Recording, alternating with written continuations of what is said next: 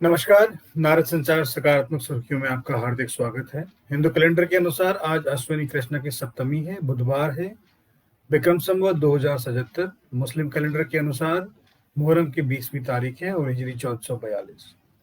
अंग्रेजी तारीख 9 सितंबर है, जो कि वर्ष का 252वां दिन है और साल में भी 113 दिन बाकी है। 8 सितंबर के इतिहास की बात करते हैं तो 1791 में अमेरिका की राजधानी का नाम आज ही के दिन राष्ट्रपति जॉर्ज वॉशिंगटन के नाम से वॉशिंगटन डीसी किया गया। 1850 में प्रसिद्ध हिंदी लेखक और नाटककार भारतेंद्र हरिश्चंद्र का जन्म है। भारतेंद्र हरिश्चंद्र आधुनिक हिंदी साहित्य के पितामह कहे जाते हैं। वे हिंदी में आधुनिकता के पहले रचनाकार थे। इनका मूल नाम हरिश्चंद्र था और भारतेंदु इनकी उपाधि थी। 15 वर्ष की अवस्था से ही भारतेंदु ने साहित्य सेवा प्रारंभ कर दी और 18 वर्ष की अवस्था में उन्होंने कवि वचन सुधा नामक पत्रिका निकाली, जिसमें उस समय के बड़े बड़े विद्वानों की रचनाएं उसमें छपती थी। वे 20 वर्ष की अवस्था में ऑनरी मैजिस्ट्रेट बनाए गए और आधुनिक हिंदी साहित्य के जनक के रूप में प्रतिष्ठित हुए। 1920 में आज ही के दिन अलीगढ़ के एंग्लो ओरिएंटल कॉलेज को अलीगढ़ मुस्लिम विश्वविद्यालय का दर्जा दिया गया। अलीगढ़ मुस्लिम विश्वविद्यालय देश के प्रमुख केंद्रीय विश्वविद्यालय में से एक है। वर्तमान में जिसे हम अलीगढ़ मुस्लिम विश्वविद्यालय के तौर पर जानते हैं, उस आवासीय शैक्षणिक संस्थान की स्थापना देश के महान समाज सुधारक सर सैयद अहमद खान ने 1875 में की थी, जिसे मुस्लिम एंग्लो ओरिएंटल कॉलेज कहा गया था। 1943 में भारतीय सेना के विद्रोह की आग भड़काने के आरोप में 4 युवकों को ब्रिटिश सरकार ने आज ही के दिन फांसी पर लटकाया था।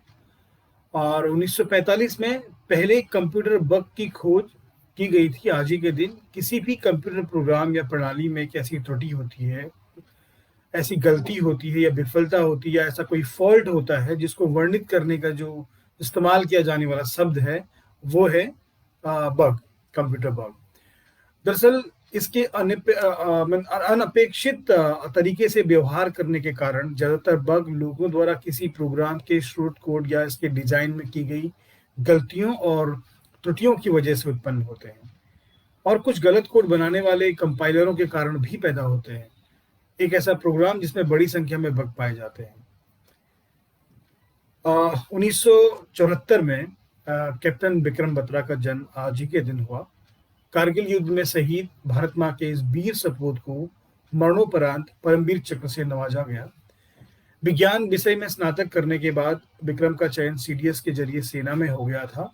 जुलाई 1996 में उन्होंने भारतीय सैन्य अकादमी देहरादून में प्रवेश लिया और दिसंबर 1997 में प्रशिक्षण समाप्त होने के बाद 6 दिसंबर 1997 को जम्मू के सुरपुर नामक स्थान पर सेना की 13वीं जम्मू कश्मीर राइफल में लेफ्टिनेंट पद पर नियुक्ति मिली। उन्होंने 1999 में कमांडो ट्रेनिंग के साथ कई प्रशिक्षण भी लिए। 1 जून 1999 को उनकी टुकड़ी को कारगिल युद्ध में भेजा गया। कैप्टन विक्रम बत्रा ने शत्रु के सम्मुख अत्यंत उत्कृष्ट वीरता तथा उच्चतम कोटि के नेतृत्व को प्रदर्शन करते हुए भारतीय सेना की सर्वोच्च परंपरा के अनुरूप अपना सर्वोच्च बलिदान दिया। 1968 में भारत के प्रसिद्ध उपन्यासकार, इतिहासकार, निबंधकार, नाटककार और क्रांतिकारी पत्रकार राम वृक्ष बेनपुरी का आज पुण्यतिथि है। आइए रुक करते हैं आज की सकारात्मक सुर्खियों की ओर। इंडो तिब्बत बौद्ध पुलिस ने अपनी पहली बार लद्दाख में महिला डॉक्टर्स की तैनाती की है। लेह से सैनिकों को आगे भेजने के साथ ही फॉरवर्ड लोकेशन पर उनकी देखभाल के लिए महिला डॉक्टर्स को सभी चार्ज दिए गए हैं। चीन सीमा पर जारी तनाव के बीच आईटीबीपी ने अपने स्टैंडर्ड ऑपरेटिंग प्रोसीजर में बदलाव किया, जिसमें पहली महिला ऑफिसर्स को ऐसे इलाकों में तैनात नहीं किया जाता था। आत्मनिर्भर भारत योजना के तहत वोकल फॉर लोकल अभियान में सरकार का फूड प्रोसेसिंग पर सबसे अधिक जोर होगा। केंद्र सरकार ने इसके लिए नई योजना बनाई है। फूड प्रोसेसिंग में काम करने की इच्छा रखने वाले युवकों को तकनीक से लेकर आर्थिक सहायता सरकार देगी। इससे पहले इस काम में लगे युवकों को भी उत्साहित कर उन्हें मदद की जाएगी। किसानों का समूह या स्वयं सहायता समूह को भी इस काम के लिए उत्साहित किया जाएगा। सरकार ने इस योजना के लिए राज्य उद्यान निदेशालय को नोडल एजेंसी बनाया है। साथ ही युवकों को तकनीकी सहायता देने की जिम्मेवारी बिहार कृषि विश्वविद्यालय को दी गई है। विश्वविद्यालय पुराने उद्योग के साथ जुड़े लोगों के साथ नए उद्योग लगाने को इच्छुक युवकों को भी नई तकनीक से अवगत कराएगा। इसके साथ दिल्ली वालों के लिए अच्छी खबर है कि दिल्ली इलेक्ट्रिक रेगुलेटरी कमीशन ने लॉकडाउन के दौरान अप्रैल 2020 में से मई 2020 के दौरान बिजली की जो फिक्स चार्ज हैं उनको 50% तक घटा दिया है। इससे सरकार पर करीब 160 करोड़ रुपए का बोझ बढ़ेगा और इस दायरे में गैर घरेलू, कमर्शियल और इंडस्ट्रियल ग्राहक आएंगे। इस दौरान इन ग्राहकों से 250 रुपए प्रति किलोवाट की जगह 125 रुपए प्रति किलोवाट चार्ज किया जाएगा। दिल्ली सरकार के मुताबिक ये घरेलू और कमर्शियल ग्राहकों के लिए एक बड़ी राहत है। इससे लगभग 44,000 इंडस्ट्रियल ग्राहक और 10 लाख घरेलू और कमर्शियल उपभोक्ताओं को फायदा होगा। महिंद्रा और महिंद्रा ने मंगलवार को कहा कि उसने कुछ राज्यों में आलू बोने के लिए एक नया उपकरण लॉन्च किया है। महिंद्रा एंड महिंद्रा के एक बयान में कंपनी के फार्म इक्विप सेक्टर ने देश में आलू बोने की एक नई मशीनरी पैदा की है। मशीनरी प्लांटिंग मास्टर पोटैटो को कंपनी के यूरोप स्थित साझेदार डेवेल्फ के साथ मिलकर तैयार किया है।